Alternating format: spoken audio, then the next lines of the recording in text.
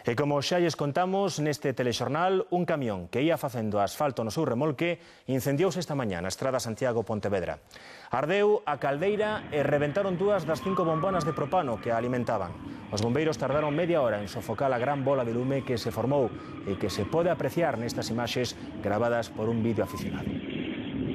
A furgoneta circulaba pola vía que sae de Santiago en dirección a Pontevedra. No remolque ia facendo asfalto para unhas obras na rotonda da Rocha, na mesma estrada.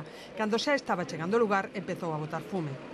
Esta caldeira aliméntase de propano e funde caucho para obras en estradas. Chega a cadar os 300 graus de temperatura. Cando empezou, o fume nesta camioneta ia funcionando. O condutor e os compañeiros que traballaban na estrada intentaron apagar as lapas, pero non puideron. Non sei, cando miramos para aquí vimos lume no camión.